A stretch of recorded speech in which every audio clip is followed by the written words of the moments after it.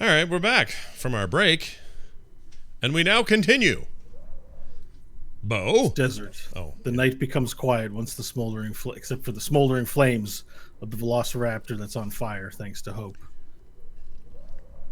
Diptak is lying on his back, blood running from his nostrils and from his mouth. And he says, I yield! And his companions move to protect him, one mounted on a velociraptor, one standing directly in front of them, barring their spears. Still appearing threatening, but making no motion to attack. Your men fought bravely. I am not accustomed to letting my enemies go, but I am burdened with glorious purpose, and may serve you as a messenger. And I stow back on my kind of chest belt leather thing. My mace shield is still on my back, and I'll kind of, between the two lizard folk, extend a hand to help him up. Okay. He takes your hand and you clasp it on your wrist, like where your forearm is, and you clasp it. You pull him back up, and he gets up immediately, and he says, I, Diptak of the Golden Land, do not yield lightly. I am impressed with your strength. Your strength is filled with purpose and determination. And to defeat one as powerful as I, it must indeed be the mark of greatness. And I must excuse myself for not believing, or for believing, I should say, that your companions were a sign of your weakness when clearly it is a sign of your discernible strength. My clan pledges its allegiance to your clan, but I know not of your clan. From which clan do you come from? We are free of clan.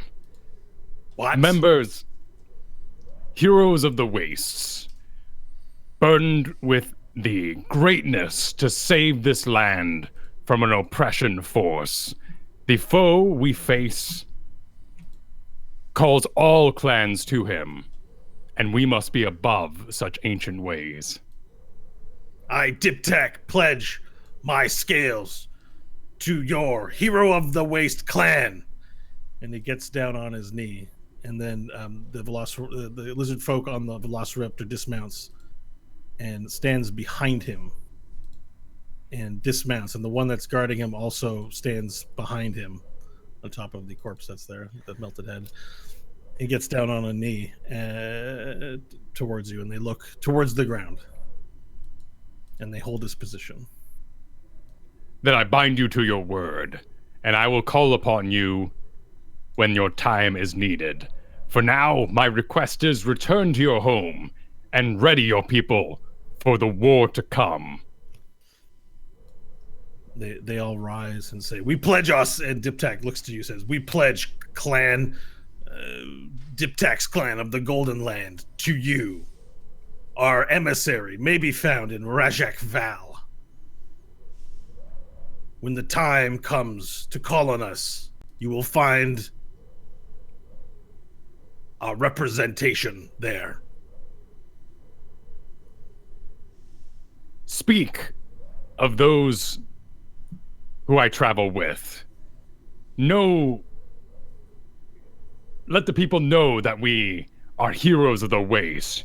Tirad Thoret, the Red Death. And I motion towards Hope as she emerges. I'm walking back, getting my gun, my machete.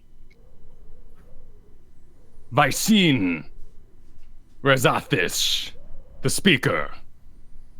Stanley Billings. Give a little nod. Daraxis Voraxis, Nash, the Dragon Keeper. I also give a little nod. His head, Diptak's head turns this way as he looks to Nash. Which dragon does he keep? He is a caller, a summoner of dragons. His heart beats with the power of those that he has gathered before him. These are otherworldly claims. He calls upon dragons, and they begin to approach you, Nash. Diptak moves past Pharrell and towers over you as he approaches. Now, I know you're 6 feet, but he's, a little 7 feet.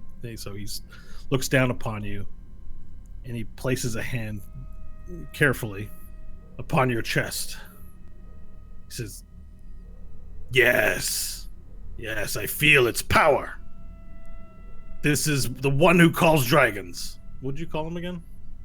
Who, me? Daraxis Voraxis. Daraxis Voraxis. We offer you our respect. With his hand on your chest, staring intently down at you. I go, Varel, what's this about? You speak Draconic, right? So this all has been... Oh, do I? Okay. Oh, yeah, we I all do now. do. Yeah, everybody here does. All right, never mind. Yeah, no, I do now. I say, I pull my hood off. I pull it back, exposing my wrapped and tumorous face and head, whatever's left of it. And I look him in his lizard eyes. I look up and I say, you don't know the half of it. His hand moves from your chest and grabs the back of your head like this, and he puts his head to yours. And you're just silent for a moment. I feel this. He turns to Vorel and he says, I feel this one's strength. He has scales in him. Then you know why I have broken our customs and travel with these mighty heroes. We plan to destroy the Principal. Who? The word is unfamiliar in the Draconic tongue. So you've said something, the Principal as like it sounds commonish. Not, What is this Principal? He comes for us, our children, to enslave them from lands beyond here. Our people have been fortunate to avoid his touch till now, but his grasp is ever gripping at our sands. Then we will defend as you will. Our house is bound to your house. From now until the final sunset. As we take our journey into stars. The stars. Is his head still pushed on mine as he's saying all of this? No, okay. He's let go and he's turned to Pharrell. All right, because that would be weird. Just a little awkward and uncomfortable. But it's fine.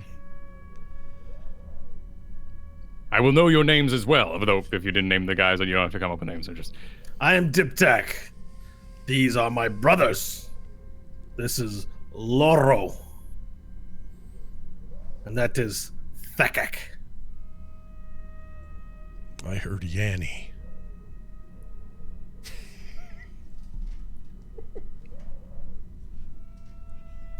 They are part of my royal guard, but also my brothers. Literally, brothers. The one you have slain in honorable combat is Raknir. He will be honored as his spirit flies with our forefathers through the stars. Tell me, what do you know of the land the humans call the Teet?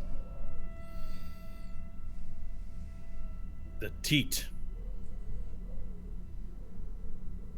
I have heard of such a settlement to the south of our lands. It is a place of great filth. The pinklings gather there and spawn their kind in massive numbers. But they are dirty. And they are without honor. We avoid these lands, but are prepared to murder any who transgress into the Golden Land. But they have not come. We have watched for many generations. We travel there now. Return to your home in Rajak Val. Return to Rajak Val. Prepare your people for war. I will call upon them within 1,000 days and 1,000 nights. As you command. Men, let us take our leave. And they mount their velociraptors. I think there's not enough remaining, so is there only one velociraptor left? Yeah.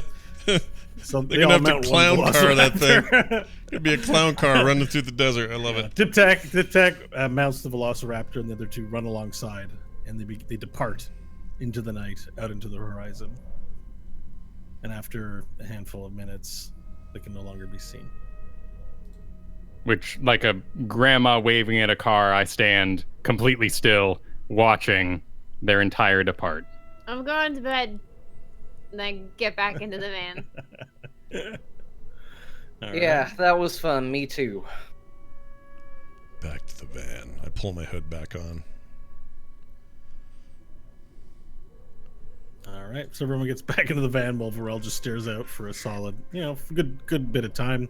Everyone gets back to sleep. You are going to benefit from a long rest. The rest of the rules were pretty safe, and we said that would be the only event for the evening. Varel, it's up to you whether you want to go to bed or not. This is an exciting time for you. All right, after they've left over the horizon, I will let loose a big sigh and deflate a little bit and start walking back towards the car. You said it was about 10 minutes. Is anybody still up? Everyone's conked out big time. I mean, no, actually, it's up to them. I would assume they still have battle nerves going on, so sleep might not come easily. Yeah, I can't imagine that I just fall right asleep. Trying to get comfy. 10 minutes in. Yeah. I come into the car, all 260 pounds of me, shaking a little bit, make my way over to the cooler and flip it open, start kind of rummaging around for some snacks. And Bok looks up at you, gets up excited, and he says, "Did you see Blowy? Blowy, Blowy! I made Blowy!" A little exasperated, but I'll turn to him with a smile. I did, Bok. You fought well. I am very well. I am the hero of this battle. I deserve reward. Fresh. And he points towards Tedna, who's like passed out on the couch. Oh, I forgot about Fresh. Tedna. Fresh. 1 toe. 2 toes. There is a departed lizard folk you may have at in the waste beyond. He looks at you and he says, "Scales. Eh." I take comfort in that, Bok. Says, Know that "Fine. we head to the Fine. Teet full of humans, and we may find yet you some fresh meats." All right, he exits out and makes his way. You see him out the window. Excuse me. Make his way towards the. Sorry, where'd my drink go? He makes his way over to the corpse, and he begins working on it. You're not quite sure what he's doing, but you see his arm. You see his arm move back and forth as he's huddled over the lizard corpse body. Yeah. I assume. Whatever it is he's doing to it. I hope he's skinning it, and not. I mean, you can't see it. His back's towards you, so messing with his doodle again, like the little pervert. You could go find out if you wanted. Well, it looks like he's cutting up the corpse, but he's just, you see an intensity to his action. 1 second. Oh, it's weird. You all right, Varel? It's weird when he gets up. Makes me feel funny. You're supposed to fill the air. I just had to get my coffee. It was all the way over there. And We started to, but then we just decided to comment on you instead. But you had headphones the whole time. Yeah. We did have headphones. It's true. We didn't know. I am shaken, Hope. That was my first experience with the warriors of my culture in a long time. How are you shaking? Isn't it a shared culture? Was it strange for you? It is raw, intense. They are unchanged by experiences with your people. I feel stronger, yet weaker at the same time, and my words fail me in that way. Strengthened by my experiences, but lost amongst my own kin. I did not wish to let him live. We have fought so many villains who come back, who return to plague our existence. I only hope Diptak is an honorable lizard folk and will not change his tone with time. And if he isn't, we'll kill him. And then every other lizard folk we come across. Good night. Just sleepy. Comforting hope. Thank you. Good night. Forel, you did good. You've already started doing exactly what you said you would, and you're bringing more allies than what we had before. I hope so. I mean, if Tedna over there is the cream of the crop that we have to offer, we're going to need a lot more help. Is Tedna asleep? Tedna's, conscious, basically recovering from his injuries. Tedna, you did well to stay in the van for this engagement.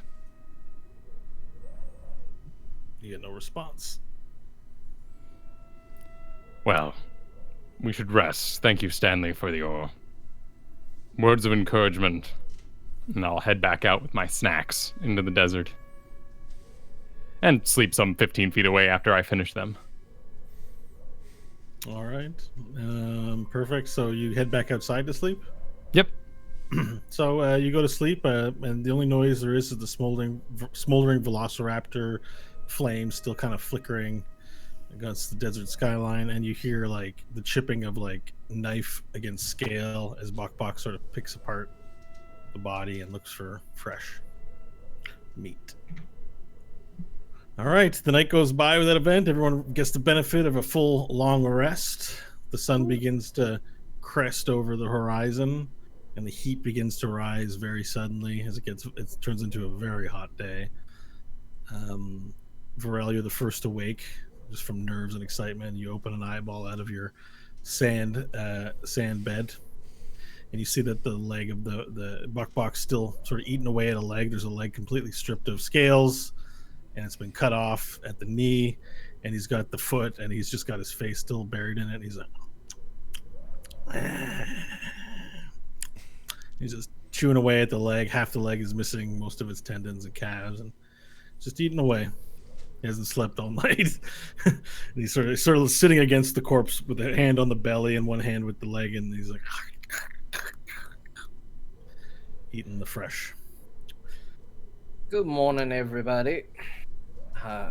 Had a thought in the night, seeing as it's a bit drafty in the Fate 4 as of late.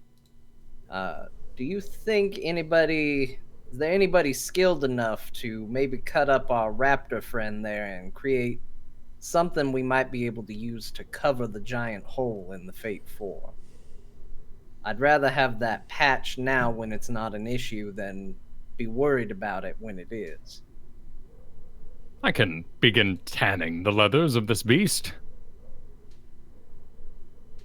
Okay, and so we're gonna do that as the activity for the morning. Yep, so that's a short rest, and that would be my cunning artisan. Though it's just armors and shields. Right. So we're gonna roll a survival check to see how long and how effective. Cool. Your work is. Eesh. 6. Okay. You have some difficulty as you strip the skin. You take your nails and try and skin it. Bok also helps you, and whenever a piece of meat drops off a piece of skin, he picks it up and eats it right away. But he's proactively helping you, and you have basically made this sort of. You don't have any tan. I don't think you can tan scale. But you've created a quilt from different parts of his skin, sewn together using the like strip bone very finely to make like a thread. You use the thread of thinned bone to make it. Takes about 3 or 4 hours, all said and done, to get this thing together. And you kind of drape it over the scale over where the hole is. It's not solid. Anyone standing on it will fall through, but you have a cover for the hole.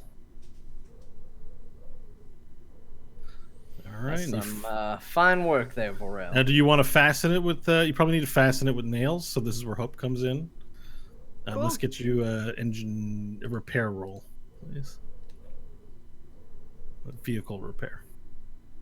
Go. 15. Okay, so it doesn't take you very long to do it. About an hour, all said and done. You guys burn time from about 6 a.m. till about noon to get it done. Noon hits, everyone gets really hungry, and during this time, you hear from inside the vehicle. Tetanus shoots up, gets up, and runs outside and barfs.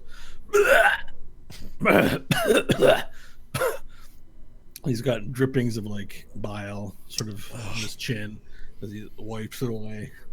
And he's like, and he looks sick. He's got bags under his eyes. And he sort of looks up at you guys, and there's some shame, and he goes back into the Fate 4 and starts looking around for something to drink or something to eat. I look at him and go, "How you feeling?" Not good. What happened to me? I forget what happened to him. I kind of did too. What happened to him? He was driving the vehicle, and a grenade, I think, or a rocket hit the corner of the Fate 4. And he went flying. Yeah. I know he was out, but I can't remember why.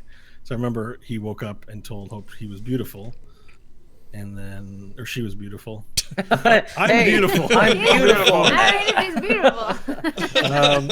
beautiful. He walked around. And so, anyways, he's inside. It's like, I don't remember what happened. I'm really sorry, guys. I really tried my best. I'll do better next time. But he clutches his stomach, and he's looking around, and all there is to eat in there is like dried sand squid, and takes a stick and starts munching on it. Bear meat as well. Well, there's bear meat. Can I have some, Mr. Varel? You may. Sweet. And he takes out a haunch and tears off a reasonable amount. And is there anything to drink here? Does anyone have something to drink? I'm really thirsty.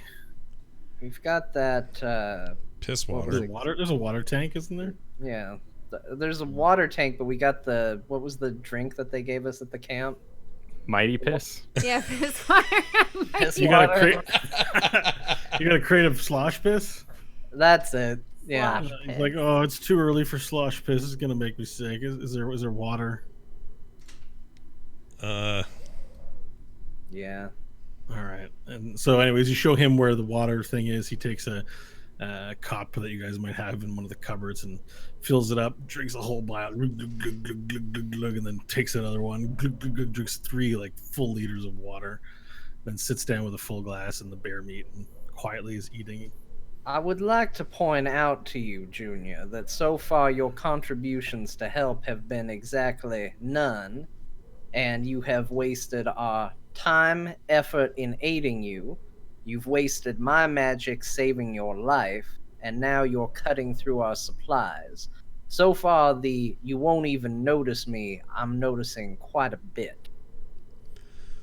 I say, Jesus Chrome knows that I don't agree with Stanley very often, but I do today. You've kind of been a burden, boy. I'm sorry, you guys. It was just a bit of bad luck. I'll do better next time. I swear. I'm gonna contribute. He just sort of stammering. The fact that you consider it bad luck is perhaps the most concerning. It shows you're not taking any sort of responsibilities for your own actions. But man, I was gonna run over that guy in armor. I didn't know you guys could do Look the at crazy the hole in the Start vehicle, up kid. the car and start driving as this conversation continues. He's like, just chill. It was just bad luck, okay? Like I am not as experienced as you guys. Is true, but my heart is in the right place, and I'm telling you right now. If you say the word luck one more time, I'm going to put a blast hole through your head. Do it then. I don't want to live anymore anyways, if that's how you're going to be. I'm going to fire an Stop Eldritch talking. Blast right past his head. Okay. Attack roll. It's 21. Roll damage, please. Well, I'm not hitting him in the head. I'm past You're hitting his the head. truck. I need you to roll damage. Oh, okay. Yeah, Fair enough. we're indoors here. 9. Okay, so the fire and Eldritch blast past his head and it hits the wall behind him and blows a hole out this thing. Stanley! And he goes, "Holy shit, you're cranky! Oh my god! I'm sorry, man. I'm sorry. I swear. Just okay, fine. All right." I look at Varel. I need. Look, it's not just your fight to save this thing. Other people have to do it too, and maybe we're not as amazing as you are, but we still gotta help. The problem Let is me you're prove doing myself. the opposite of helping. All right. Well, instead of being all like dismissive towards me, maybe you could help teach me how to be helpful. Like, what should I have done in that situation that you would have liked? You say this like we have a responsibility to raise you, boy.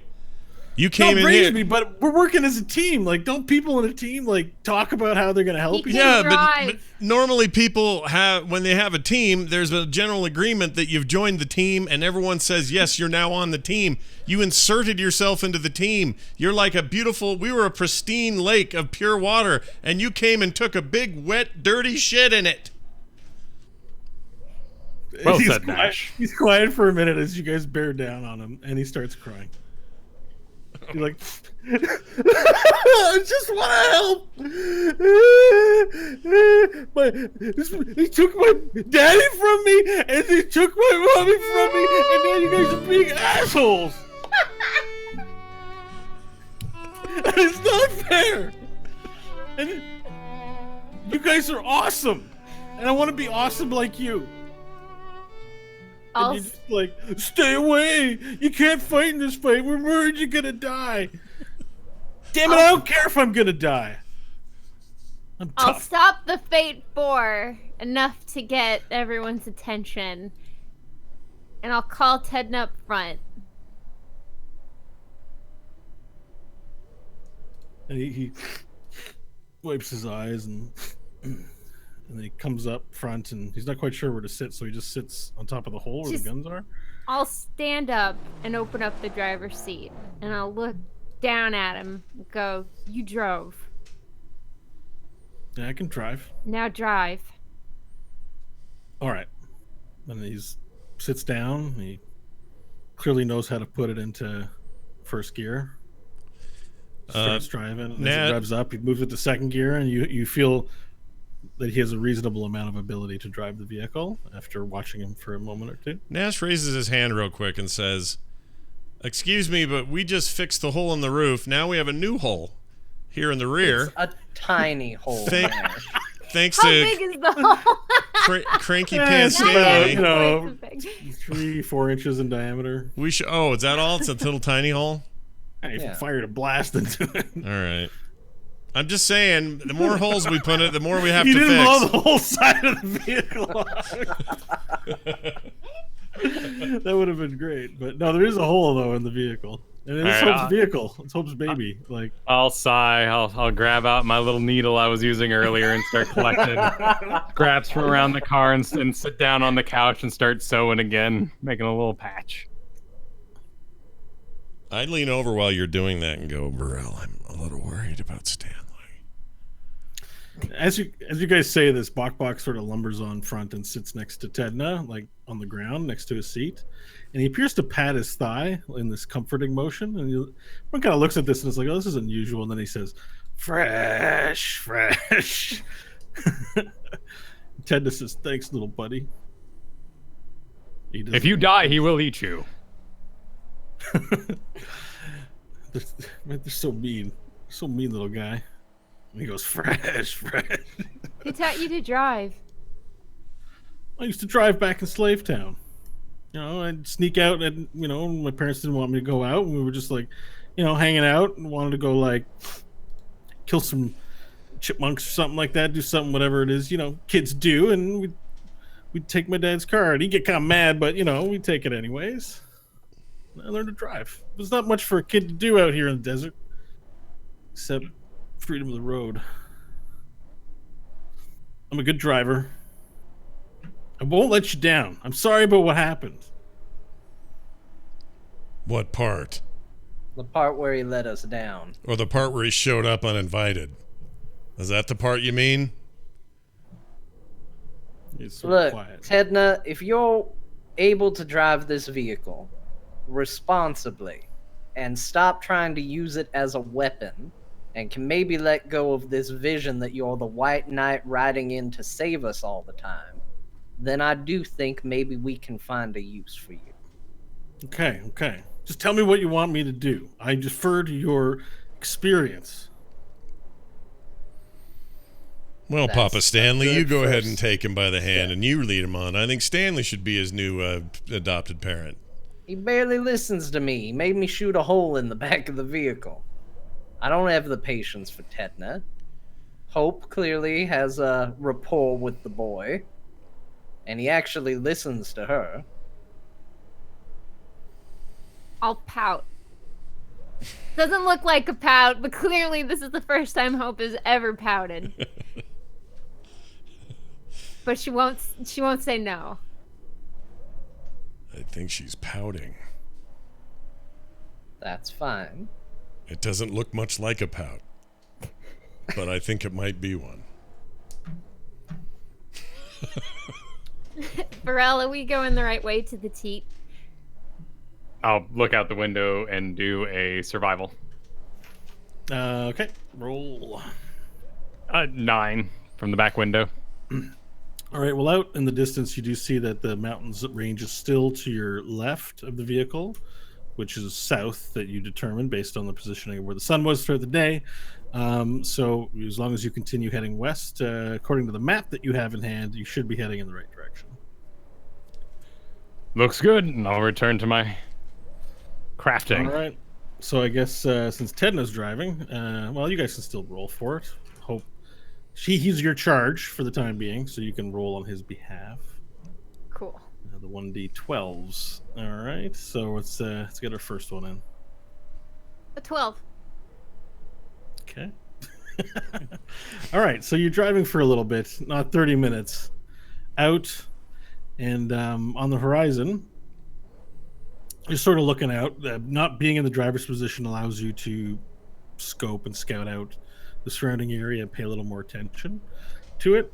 And you think you see a very small figure. It's like a little rock hill. You see a small figure sitting on the rock hill. And as you get closer to it, whatever, it's like, it's sort of this, it's orange. It's hard to make out against a rock cliff. But this orange figure kind of got a paunch, looks furry, gets up and reaches down with, picks up a cloth and starts waving the cloth in the air and flagging it down. And as you get a little bit closer, it's definitely something small and furry waving a flag at you. What do you do? What do you tell Tedna? Tedna's like, should I be driving towards this guy? It looks like he's in trouble. Just keep driving. But maybe we should stop and help him. We're heroes, right? Heroes have to make sacrifices sometimes. I feel like I'll clamber up to the front and kind of hands. Pharrell, no, there's nothing to see. Oh, I heard there was heroes. What? But yeah, just over there looks like a I don't know what it is, a small little guy, but I'm kind of curious. And he looks like he needs help. Can I do a perception? You can, yep. A 19. Okay, well, this looks to you as you peer in and use your desert vision. It's like a really small tiger, really small, 2 feet, like a cat standing on its 2 feet, waving it with a flag. It's got a gut, and the gut bounces up and down. Its furry gut as it bounces up. Also, one of its legs looks weird. Looks like it has man stuff like on it, like metals, and it's jumping up and down, flagging you down. It's a cat. I mean, I'm going to cast my vote for curiosity. You don't see it. Only Varel sees it. Oh. Tedna and Hope only see like a furry thing, and you see it's definitely a cat flagging you down. It appears to be a desert folk, some sort of by his jovial motions, I'd say he's a trader. A traitor, a merchant. Traitor. A merchant folk of these lands. He appears to be no lack of energy for his jaunty movements and not malnourished. Is that what that's what our gold is for? Perhaps we could purchase a map or some sort of goods. We have to get going. We have a purpose to fulfill, and it's not meeting with strange critters in the desert. In the back of the van, I go, there's no harm in stopping and seeing what they got. If Varel wants to unite the other beings in the desert, we're going to have to meet them eventually. I've never heard of a creature like this. We might as well go see what it does. Hope you know I am cautious, but this creature might have information about where we're heading. Somewhere we know is called the Teet, a milky organ. That's not much information to go off of. Man, drive up, pull it over. I'm staying in the car. I can't see right now. My vision's blinded. I'm not joking. That laugh made me. Oh my god. I hurt myself laughing. A milky organ. Oh my god, dude. Sorry. As you were. I'm sorry. That nearly killed me, but. All right, Tedna. Hope we shall make a cautionary stop at this creature. Stanley, it is clear he is well nourished and likely knows the ways of the world. Perhaps you should do the talking. Sure. Okay, and everyone collects up at the front for the most part who's curious to see what this is. And as you get closer, it's indeed standing maybe 2 feet tall on its feet, a rather fat-looking cat. As you get closer, you notice he's wearing like glasses. And he's waving down. He has a flag that he's, it's like quilts that he's just using to flag it down. He's like, meow, meow. You hear this like meowy thing. And as you get closer, you see it's definitely a cat. He recognizes that you're headed in this direction. He puts the quilt down. He reaches behind you can see him reaching behind the hill, and he picks up this rucksack. He puts the rucksack on. It's got like papers coming out the back. And as you get closer, you notice he has like a metal leg. Like this leg made of metal, like he's missing a leg. He pushes his glasses up onto his little cat face, and he's got his hands on the straps of his bag, and he starts walking towards the vehicle. And the vehicle slowly rolls up. Tedna brings it to a slow halt, and cuts the engine. And you hear the snapping. You know when the car is hot in the heat, you hear it snap. You hear the snapping of the engine, snapping of all the metals, and then you hear a knock on the ding, ding, ding, ding, ding. Hello in there. And you didn't want to stop, Hope. I'm going to go over and open the door. Open the door, and you're greeted. You look around, there's nothing there, and you look down, you see, standing about 2 feet tall, this cat with a small little rucksack and a belt and a metal leg and glasses, and he says, greetings. Well, greetings to you. Good afternoon. Thank you very much for stopping. Of course, more than happy. What could we, what did you flag us down for? Well, I found myself without a ride, and where are you guys headed? I could use a ride. Oh if shit! you're willing. She was and a right. bit of food. We should have kept going. I apologize, Hope. I have gold. I'll pay you. Nod. I thought we were I thought you're a little salesman cat. We thought we would stop and get your wares or something. Well, I know I don't have wares to trade, but I have places to be. I've got research to do. So where are you headed? I'll pay you in gold. How does 10 gold sound for your trouble? Oh, where are you headed? We may not be going in the same direction. Well, that's why I asked. Where are you going? I'm exploring, so I don't have anywhere specific that I need to be. I'll tell you what. what. I've heard rumor of there's a ruin out here somewhere, and I thought maybe that would be an interesting place to go exploring. Different. We'll trade you for the kid. You can come in the place of the kid. You sound smart and like you have cool stuff to do. We'll trade you for the weasel up front. The cat leans over and looks past like one of your legs and sees the kid, and then looks back and says, I don't really want a kid. Yeah, me too. Listen, friend, what is your name? That's a good question. Don't laugh. My name is Buttons. All right. Buttons. Hope laughs very loud. It's very. Hey, I asked you not to laugh. What's your name? I stay silent. Anyways, where are you guys headed? I need a ride. Any little bit would help. I'll pay you. I got gold. When she said, Her name's Hope. When she said, I'll stay silent, I thought she says, I'll say Silas. Silas. My name is Silas. All right, sorry. Go ahead. Well, Buttons, my name is Stanley Billings. It is a pleasure to meet you. We are making our way to a place called the Teet. Are you familiar with it? He pushes his glasses up and he reaches out a paw. The paw doesn't reach very far, but his paw has reached out. Curiously, it's got 5 fingers. It looks like more of a humanoid hand. He reaches out a paw to... I'll shake it. Yeah. Shake it. Your whole hand covers his paw, and he's like, it's a pleasure to meet another civilized person out here in the ways. Most people, they're not great out here. They're really not very smart. But I think you're a smart person. You sound like one. Thank you, Stanley. You're headed to the Teet. That's on the way. A little ride over to the Teet would be much appreciated. And I'll give you gold. How does 10 gold sound? And he opens up a little pouch that he has on his belt. He takes out the gold's like super large in his hand. And he's like, 1, 2, 3, 4. And he makes a pile of 10. He's like, look, 10 gold.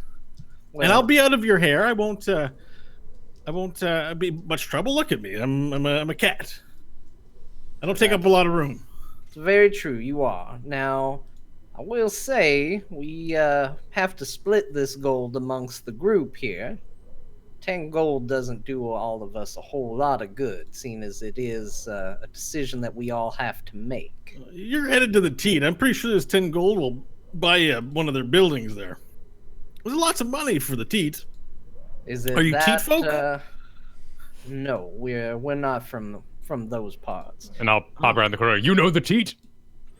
Well, I only know it from rumor that I've heard. I've never been, but I know that I know some things about it. The people there are very poor. I was worried that they might not even take gold, but I brought it anyway. Because gold is kind of a universal language, right? Am I right? Stanley, just let him on. We gotta get going. Yes, for his stories as well. 16 gold, and the ride is yours, friend. 16. Well, honestly, I can't stand another minute in this sun. It's taken me forever. I've been out here for weeks. It's a good thing I packed a lot of food, but I'm running low. It is a blessing. You know what? I'll even give you 20. How about that? I'm just so grateful that you stopped, all right? That is exceptionally generous of you. Now, before I get on, is anyone here allergic to cats? Just want to make sure. I'll try and make myself scarce if that's the case. I just know it's a thing. People, humans aren't usually allergic to elves and stuff like that, but I am a cat. I know some people have allergies. My nose doesn't really work anymore. It's fine by me. Oh no, I'm sorry to hear that. Thank you, but it's okay. You spend that long in the solar mines, you don't. To start up the car. I think we should be fine. Come on aboard, Buttons. All right, the height is really high for him, so he jumps up with the feline's agility and just whoop, jumps up, and then Bok appears between your legs, Stanley, and he goes. And he looks back at Varel and he looks fresh, and he bars his teeth. And the cat looks at it and goes, oh, what's this disgusting thing? And the claws come out of his hand. And he swipes at Bok. And the car starts driving. Okay, and the door, everyone goes, whoa, as the car just takes off. Tedna picks it back up. The door slams shut behind the kitty cat, and Bok sort of holds his nose. And Buttons is just there, and he's like... I will go down on my knee and divide off Bok. No, Bok. This is our passenger. A paying guest, no less. I want to eat. I'm delicious. Little delectable. Kitty. Bok. Look at me. Where are we going? Titty place. That is true. What is there, and what have I said? Fresh indeed. Fresh titty. Titty fresh titty. Good to those who wait, yes? Yes. Our honored guest. Okay. And then he reaches out his hand to Buttons, and Buttons slowly retracts his claws and takes it, and they shake. But it's the most awkward looking thing you've ever seen: a goblin and a cat standing on his hind legs, shaking hands. And Bok Bok sort of puts his hands in his loincloth and goes whistles and walks towards where he was sitting. Back in common to Buttons, that is Bok Bok, soon to be chieftain of the goblin clans. Yes, goblins are so nasty. They can be. Yes. Well, where would you like me to sit? Where can I sit here? I won't be too much trouble. He's pretty small. We could put him in the overhead containment bins or something. It might be a little hot in there. Be nice. And I'm going to start giving everybody their 5 gold. Everybody's getting paid. Buttons, please join me on our couch as I wish to hear what you know Very good. of the Very Teet. good. Thank you. Thank you. Now, not to be too much trouble, but do you have any, something I could... I don't eat a lot, but I just need a little food. I smell bear. Is there bear meat here? There is. May I partake in a little bit of your bear meat, please? Yes, you may. And I'll go over to the thing and rip off a piece, probably, the size of his head, and pass it over to him. This is a beautiful thing. This is fresh. And he takes his tongue and he starts licking the meat, and then he sinks into it. Takes it's a little cute little bite, and he's like, like cats do. Yeah. This is delicious. This is delicious. Thank you very much, Mr. Vorel. Thank you. You're welcome. Sir Vorel, do you have a title? Vorel the Lizard King. You walk with such regalness. There's like a light shining down on you. Everyone else here seems to sort of huddle a little bit before you, but I see pride in your step. Well, I appreciate your words. They are most kind. And I don't mean to be insulting to the rest of you. You all look tremendously wonderful people. Just that, his stature is quite impressive. For lizard folk even. Usually they look so aggressive, but he just makes... I am standing here in awe of him. Thank you for the meat. These are all my companions, the heroes of the waste. They are very heroes capable. Of the waste. You have a title for your troop here. Are you actors? Stanley? No. He's not fond of the name yet, I say from my corner. Well, you have a title for your group, but what do you guys do? Yeah, Varel, what do we do? It's just so uncommon. Usually they attack us first, and then when they're almost dead, they want to know who we are. But this man wants to know very forward. I am confused. Is he villainous? I don't. I'm not a villain, I assure you. I'll tell you a bit about myself if it'd make you feel more comfortable. Sure, why don't we start with you? Yeah, well, I'm a scholar. I know, I look like a cat. I have to explain it all the time. I'm really sick of telling the tale. But you guys have been really nice, so, if you really want to, I can let you know why there's a cat here talking to you. But I'm basically a scholar, and I like to study historical sites and participate in archaeological digs to find out where we come from. Very fascinated by this kind of stuff. Does anyone have a dish towel, a rag, some cloth? Takes his glasses off. He's like, my glasses are quite dirty from the desert sands. I just need to clean them so I can see you guys better. I can assist you with that, friend, and press the digitate the glasses. Oh. How shocked he is. Oh, I see. We have those skilled in the arcane arts. How interesting. You guys grow more fascinating by the second. I go, hold on a minute. Arcane over here, buddy. Fancy boy over there has got a whole other category of magic. I don't know where he learns his. Well, all magic comes from the same place, right? Our planet is irradiated with mana waves. They're everywhere. Don't mind Nash. He's just a naturally gifted individual and doesn't not everyone is understand as much gifted. of it. Yeah, no, it's true. Some of us have to study quite a bit in order to be able to see and bend mana waves to create effects that are otherwise impossible. Finally, it's truly a remarkable someone phenomenon. Understands. It is a pleasure meeting someone who has a genuine interest in the subject and not just naturally gifted at hurting their allies. That sounded like a barb towards your friend. Acquaintance. Oh, I'm sorry. I didn't mean to make any exacerbate any tensions. Stanley, Oh. are you and Nash not friends? We're co-workers. It's a complicated relationship. I respect Stanley, but I don't trust him. Say, you have a lot of, you got a lot of, I don't mean to be rude. Maybe I shouldn't say anything.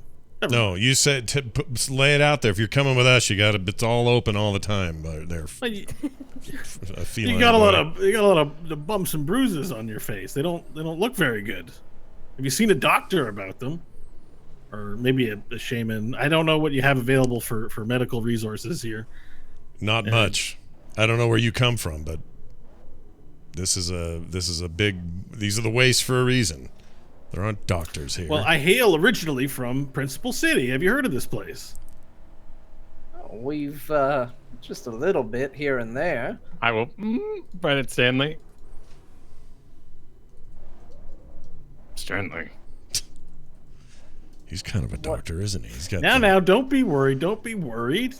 Some people don't like the Principal City. Some people do, and they're often associating me with the Toyota Host or, the Kuromakishi, and their families were killed and things like that. But there's so much more to the Principal City. I'm from the Arcanum Universalis. I'm a scholar. And I assure you, our organization is very separate and independent from maybe some of the more militaristic factions you might more commonly know hailing from Principal City. I am here in peace, simply study the history of this planet. Well, if you do have an interest in that era and those sorts of things, I think I have something that might intrigue you. And I'm gonna pull out the dictionary and show Buttons the dictionary. Please be very careful with it. He meows very loudly. Meow. Can I look at it? I don't think I have to say it, but let's be clear. Be very careful with this. Of course. And he reaches into his backpack and he pulls out these little gloves and he starts putting the little gloves on his cat hands. He's like, I'll be very careful not to get any of my oils onto the pages. Let me please have a look. Hand it over to him. And as you hand it to him, he starts. He looks, oh, yes. Oh, and he takes the pages very carefully and turns one over. Fascinating. English words and their definitions. Yes. We have such books, but this one is quite old. Where did you find it? I found it a long time ago in a ruin somewhere out in the wastes. Isn't that always the way? The ruins, they're an embarrassment of riches of things from the past. If only everyone were so lucky as to visit a ruin.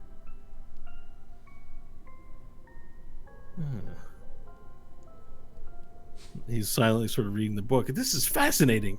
Would you be all right if I transcribed the text in here into one of my books and brought it with me? I don't want to take your possessions. This belongs to you, but certainly this would help living species all over with language and understanding our history. You have There's until we reach our destination, but I wouldn't mind, again, as long as well, it's going to take me a little longer than that, maybe, but I will get through as much as I can get through.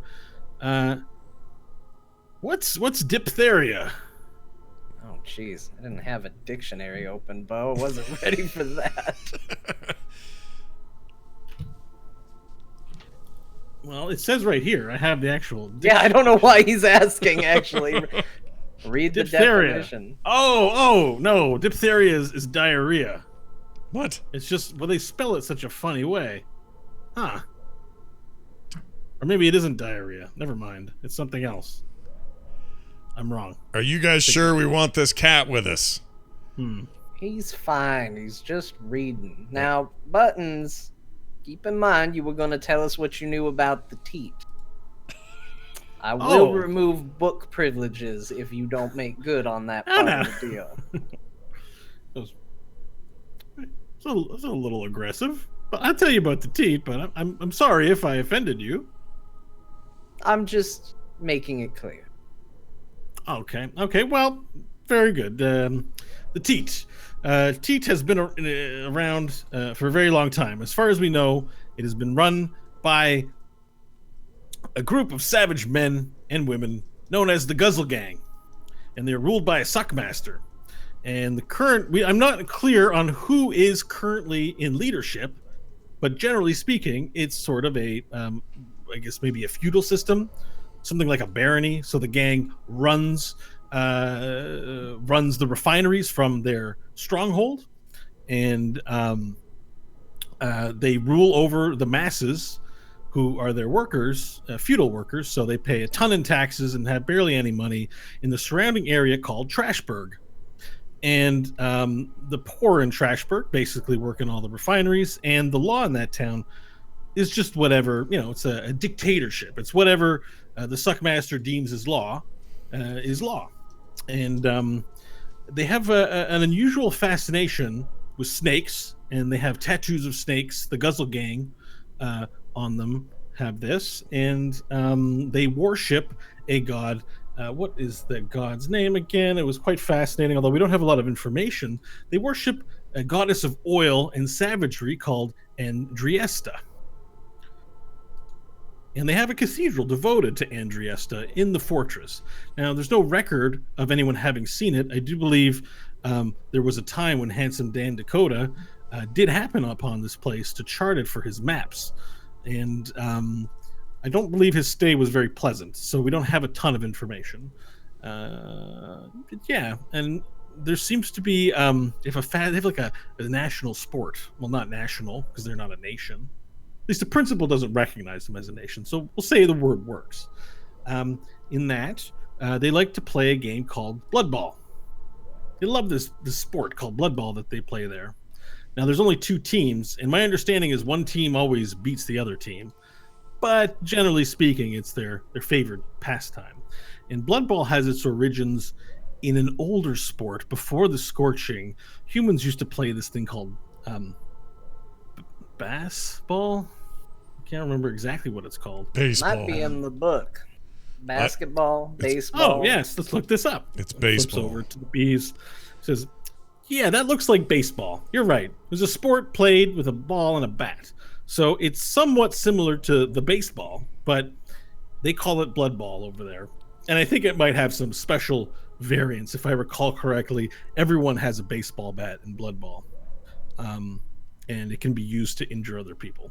But I don't know the exact rules, so don't quote me on them. Something like that. But this is a popular pastime for the citizens and the Guzzle Gang of the Teet.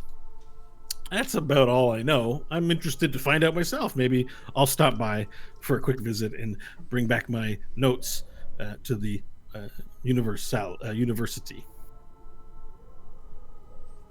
Well, thank you. That's very helpful. Actually, you know what? I almost forgot. I have brought with me a book of maps from Dan Dakota. Just takes out a scroll case from his backpack. He's like, here's what I can do. In exchange for letting me copy the information out of your dictionary, how about I take some chalk over this parchment and I will make you a copy of the map I have of the Teet. I forgot I had a map of the Teet. Do you want this? Yes, that would actually be extremely helpful. Okay, just give me one moment. It'd take me about 30 minutes. Get back to me in 30 minutes. Do you have a flat surface anywhere in here that I can use? This is the workbench. Stanley's head. Oh yeah, we do. We have That's a good one. This guy, you guys have this clever repartee going back and forth. You're very funny characters. This is great. Uh-huh.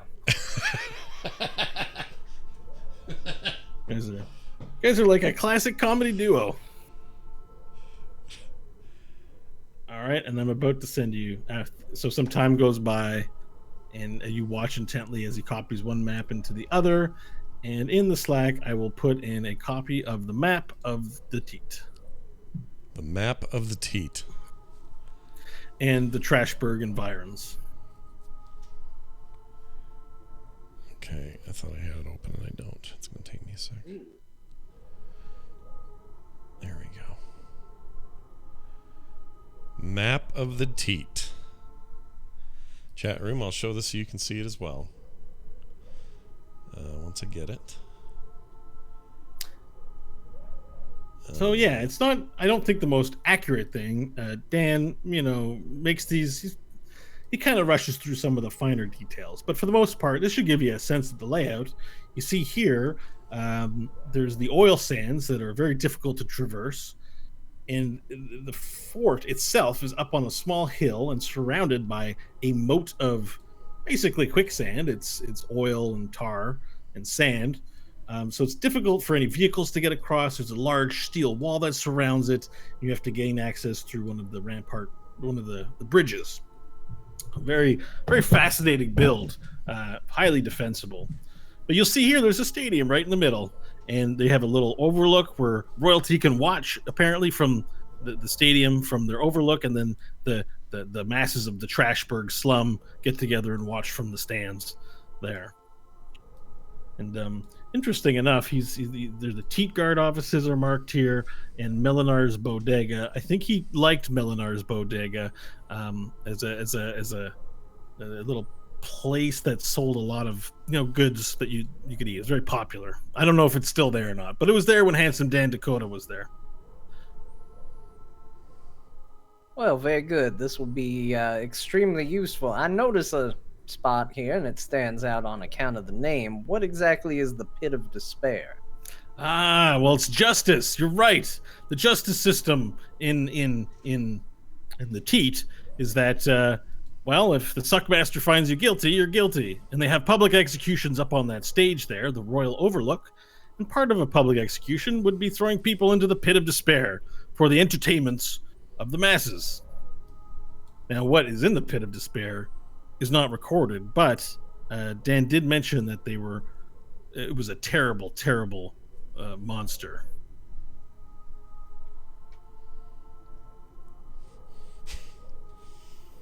I'm sorry, I can't be more specific than that. That's extremely helpful. Now, as I said, I would encourage doing as much copying as you can on the book with the time we have, so I will leave you to that. Well, thank you. Thank you very much. Thank you. And he gets to work, beginning to copy, and you hear him go. He's really happy about having this dictionary to copy out of. I would like to make my way quietly, if suspiciously, to the front of the car to Hope. I've been standing with my back to the front watching this whole thing. Arms crossed, legs crossed, leaning back against the wall. Well, seeing your demeanor, I will do the sort of stay. So you got your back this way. I come put my back on the wall by you, kind of talking on my shoulder, and he's from the principal. Yes. I don't understand. He's not aggressive. Well, just because he's from the principal doesn't mean he's aggressive. Are all lizard folk honorable? We just answered that last night. So, judging on his actions, all of them are honorable. All humans from Dust Hill were good people? No. All people in Slave Town were bad? No, that's not true. I just thought they'd be more... the principal city, I thought it'd be a villainous place. Varel, I'm the executioner because stuff like this troubles you. And sometimes you have to kill everybody. So we kill him. No, not yet. I'm not comforted by our conversation. I'm just saying you seem troubled because it sounds like you'd have an easier time taking down Principal City if the people were all bad. That is true. Of course, they're not all bad. But you can't be bothered by that in order to take over. Innocent people are going to die. He's also from the university. Doesn't mean they're all good in there.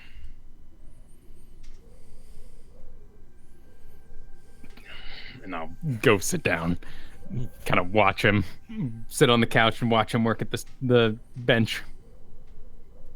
Buttons, if you don't mind my asking, I hope it's not an inconvenient question, but what's the story with your leg there? Well, he sort of puts his glasses down onto the book and he says, well, I was born without one of my legs. That's just the way it was. And, well, I mean, I didn't always stand upright and speak in common with you as you do.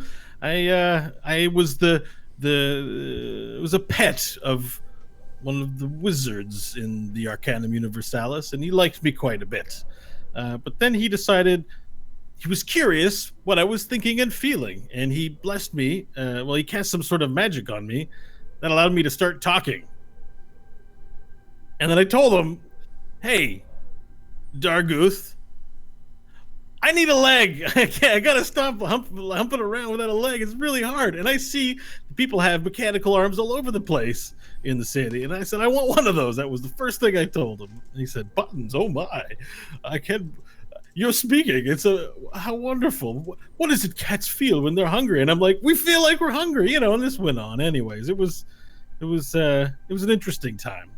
But he decided not to reverse the magic, and we found a way to since I had the pleasure of speaking, it would be a horrible cruelty to take it away from me. So, we suffered through that, and eventually we had to part ways because I'm clearly more intelligent than that silly doofus, even though I am grateful that he gave me the blessing of speech and helped me with the magic in order to stand upright. But he has his brilliance, but I surpassed him in magical ability, we'll say, and we were not speaking terms anymore. Oh, I wasn't aware you yourself were also a practitioner of the arcane. Oh yes, I've devoted my... You can't survive in the desert without magic. Especially as a little cat, it's so hard. Sometimes one needs to go invisible or hide somewhere or defend oneself.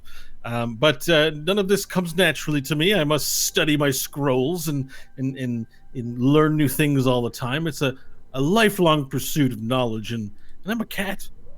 I don't know how long a talking cat lives. My understanding is cats don't live too long. So I've got to get in everything I can before it's time.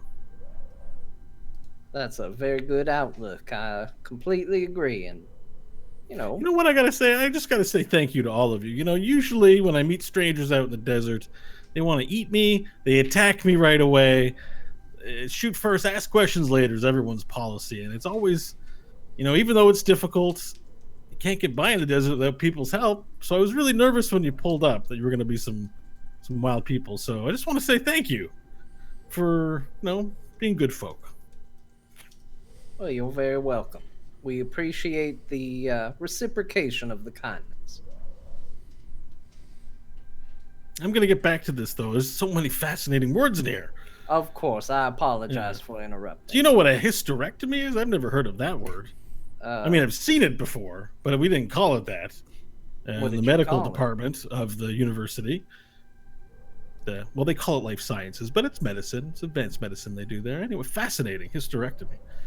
Anyways, I'm going to get back to it. You take the history out of something. Is that what that is? No, not quite. Look, we played baseball at the solar mines, but I don't know what a hysterectomy is.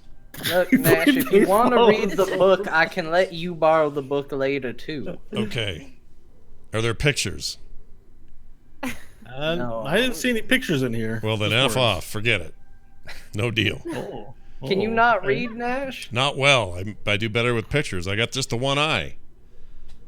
The one good eye. And it's also, everything's a little bit red and crimson in here all the time. When I get mad, it's even worse. So, for me to read properly. That's why I was always so blind in the caves and caverns and dungeons we'd been in. I can't see. Not well. Well, should you ever want to practice, I would be happy to lend you the book. Just don't let me drive, and everything will be fine. We will definitely not ever let you drive. Good. He says, "Yep, that's my job. I got it under control. I've been doing a good job, right? Hope I've been doing good, right?" I'll look down at him. It'll be an imperceptible smile, and then look back at the group. And he says, "Do we have any tunes?" Who asked that? Tedna? Yeah. Any tunes in here? He starts looking around the dash. Oh, I think we do. Didn't we play the radio in here before? Or was that the other car? It was the other car, the lullaby.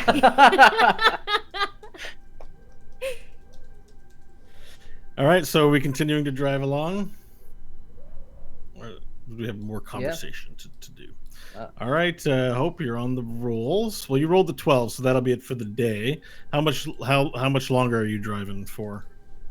Well, I figured he can... It's 1 o'clock afternoon. Drive until about 8 o'clock. Okay, for 7 more hours. 2, 3, 4, 5, 6. Oop, I did a thing. 7. All right, sun begins to set. The mountain range to the left has changed into a field, and there's sort of a line you can see where the desert wastes. The light to mid brown becomes a very dark color. You can see, on the horizon, just barely where the oil sands would be starting. Cool. You haven't gotten close enough yet to make out the Teet on the horizon, but you are driving in its direction as you sort of turn south a bit and help Tedna with the navigation, both you and Varel, to get closer to where you think it is based on the map. But nighttime has fallen. The sun is going down. It's dusk. You get to decide what you want to do. Travel through the night or rest.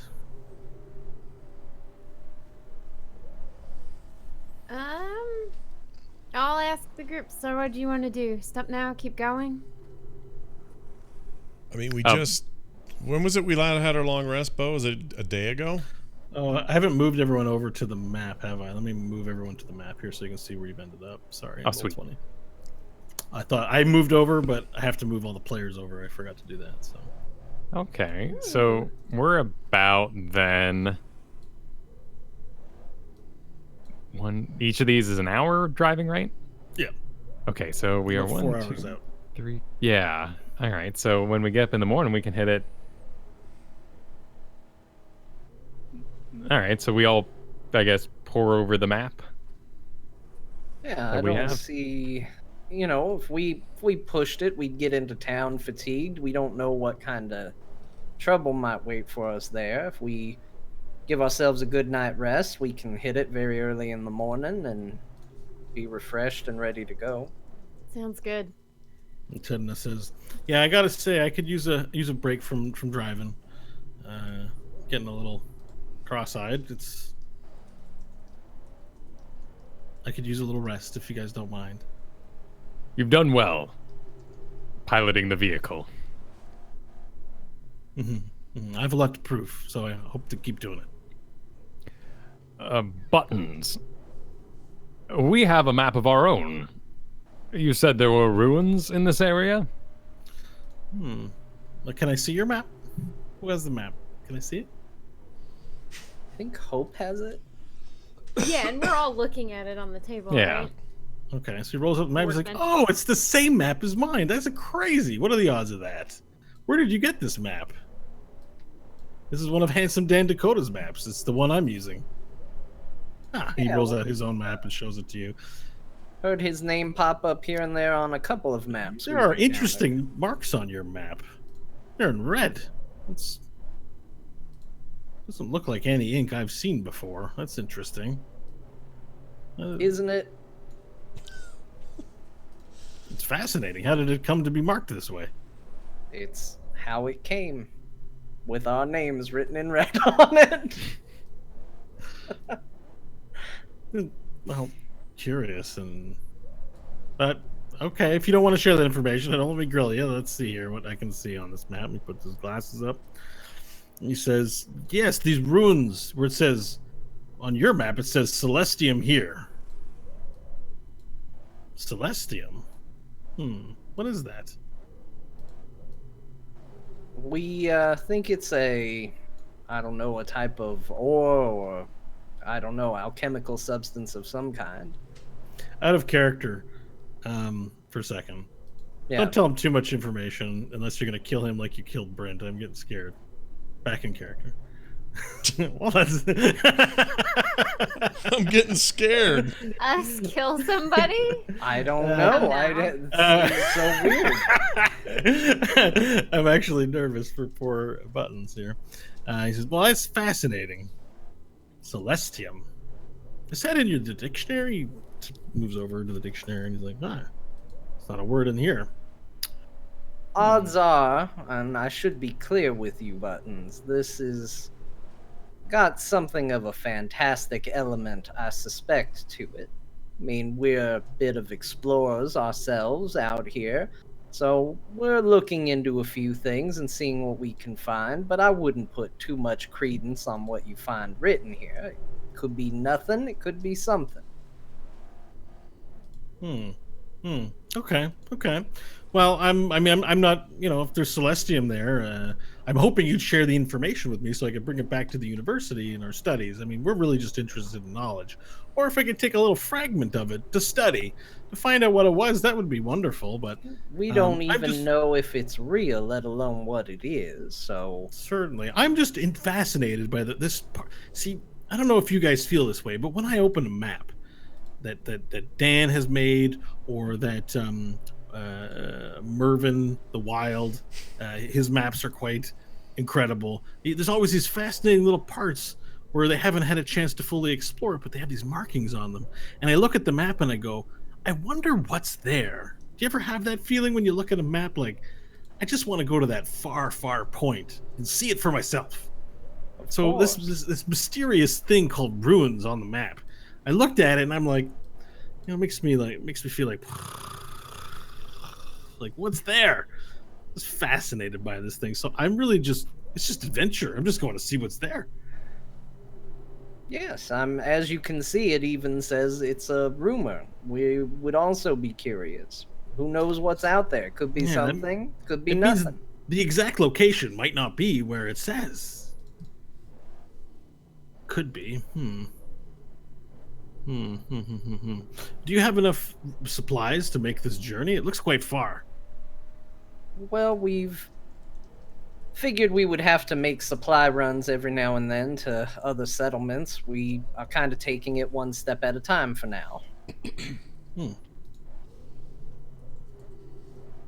Well, would you like... would it be too much to ask if we journeyed together, sharing both the same destination?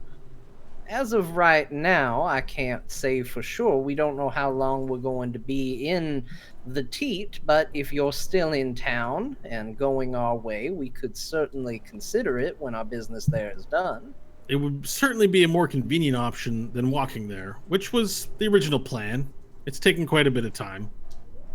Walking there, that is an exceptionally long time. How would you manage on the way of supplies on such a journey?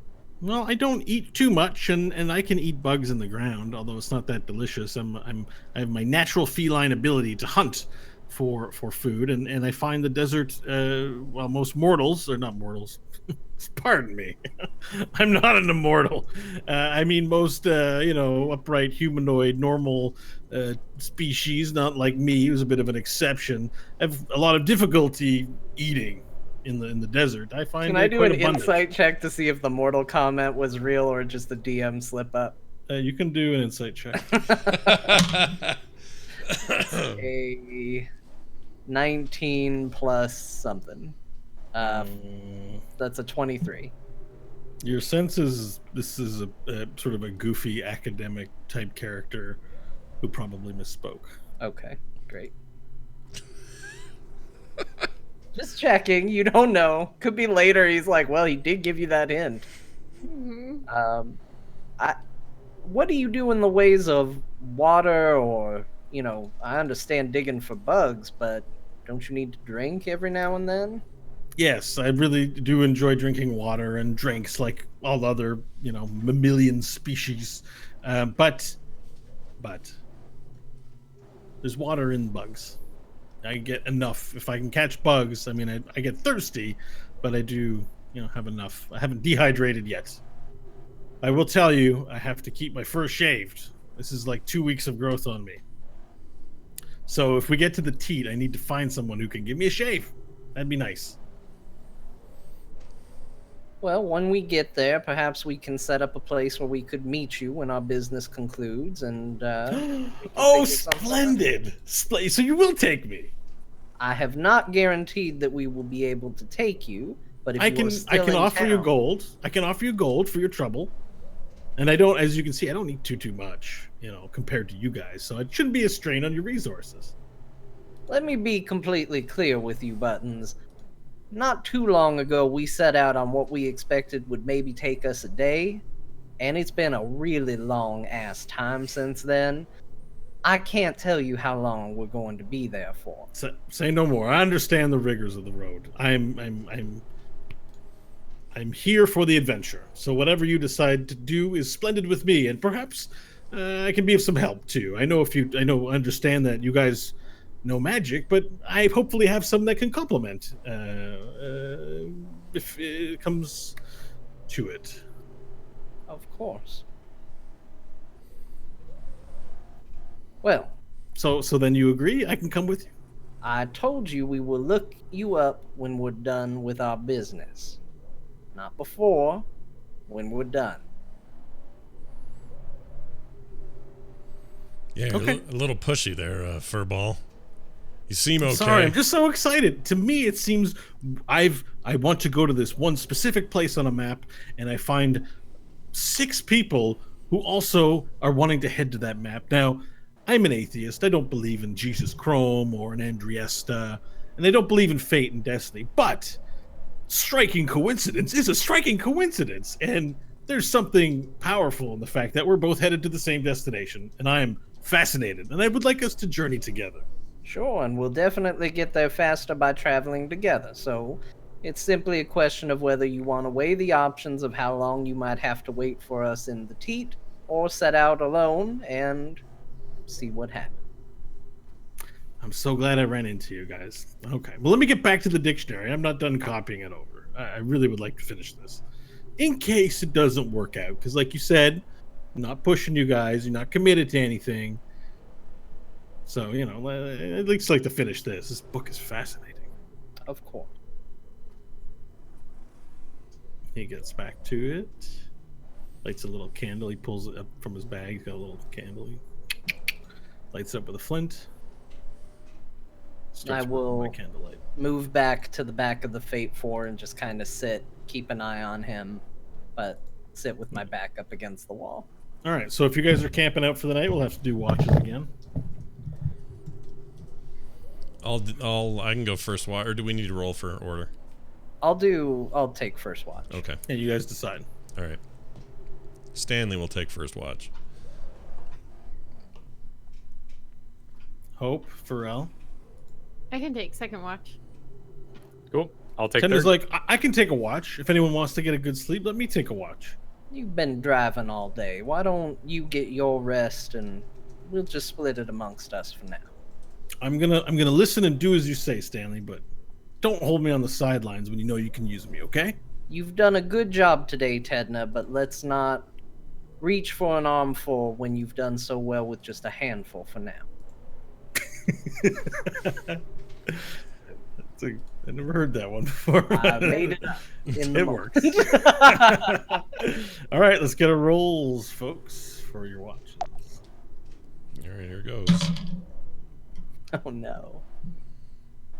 Is it Are we adding anything to this, or is it just the pure number? So if you roll, no, you don't add anything. If you roll an 11, I roll on a mild table, and if you roll on a 12, I roll on an intense table. Oh, okay. I rolled a 3. I got an 11. Okay. 3. 18. Scott? It's a D12. It's a D12. Super intense table. 18. 18. No, you need you to roll a D12, please. Oh, you. Sorry. For what? I'm an idiot. 8. Perfect. So we did get an 11 on here. So what watch were you, Hope? Second. So around midnight. Let's see what happened. The only thing I would do while you're looking that up is before I go to take my watch, I would stop by and say to Buttons, Buttons, I like you. I appreciate a scholar, somebody who's interested in knowledge and seeks it out. I understand I say this as somebody who has spent a good deal of time in the wastes and seen a lot of very bad things and been betrayed before. But if you try to get away with that book, or if that book disappears for any particular reason, I can tell you exactly how long the lifespan of a cat is. Do you understand me? Crystal clear. Damn. Good.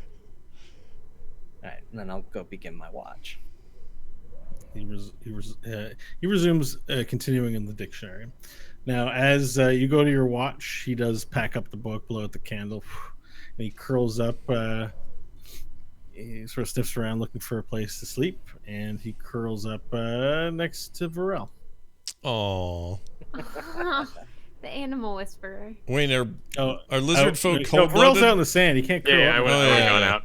But are cold? As adorable as that is. Is he cold-blooded or warm-blooded? How does it work for a lizard folk? Do we know? He's cold-blooded. Oh yeah, so he wouldn't curl up with him anyway. It'd be all cold at night. Yeah. So he curls up next to Hope. He goes over to Nash, but just pick a thing that puts him off. It's fine. Whatever. Yeah. And it smells weird. Moves up next to your foot and just sort of sleeps next to your foot, like a cat would. Yeah. You know, he feels comfortable enough to sleep next to your foot. Curls up in a small spot. He's the size of he's got a metal leg, so maybe it juts you a little bit, but he curls up next to you. So Stanley's watch goes by without event. Hope is next. You find Buttons sleeping at your foot, and his little backpack like next to on the floor, and you sort of get up. I don't know how you react to it. And I try not to kick him. Okay. And then you exchange watches, and during your watch,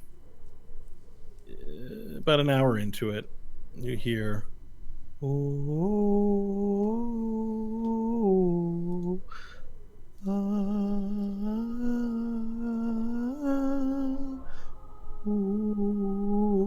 It's playing Halo." And can you roll a Constitution save, please? Everyone?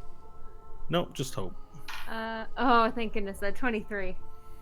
So you hear this melody haunting, very faint, over the desert air. It's beautiful. It's better than the way I did it. And you hear haunting melody over the desert. And you can look to see where it might be coming from. And you look out in the direction of the oil sands. You think you see the flash of a bluish light, maybe once every 2 minutes. And you think you see it, but you don't see it. And you see it on the horizon. Ooh.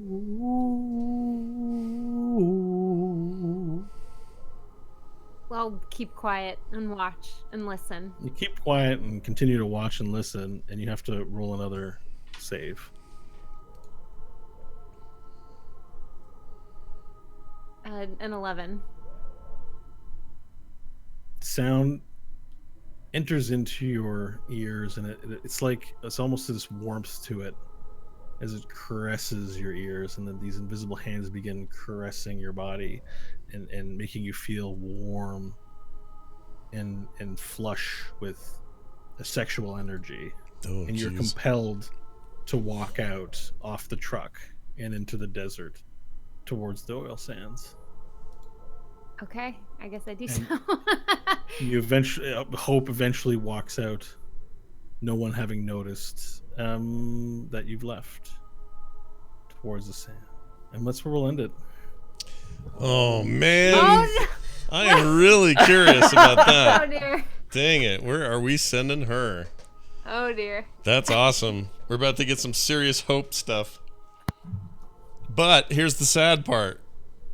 These voices and what they want, which sound, I mean, listen, I'd go to that.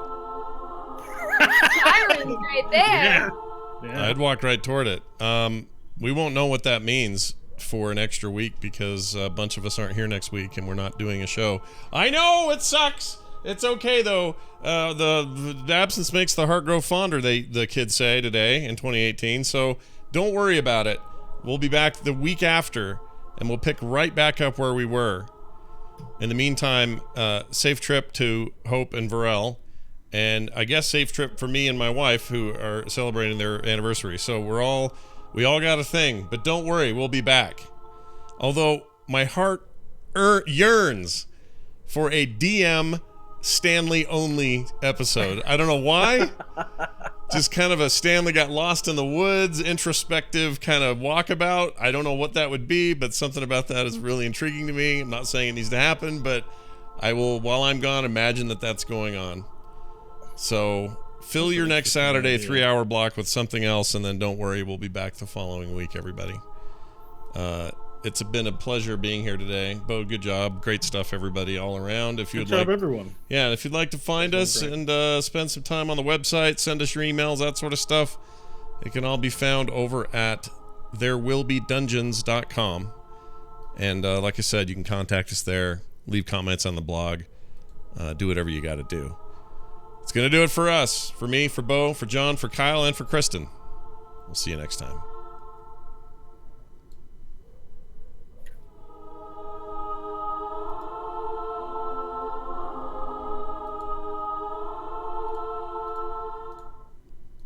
This show is part of the Frog Pants Network. Frog Pants Network. Get more shows like this at frogpants.com. That's a good question. That was a great way to end it, by the way. Yeah. Yes. I like that. Yeah, that went all right. I like that. Sometimes the dice are nice to the cliffhanger. Yeah, I will say so. Yeah, Stanley hey, Billings button buddy cop movie. So I actually have a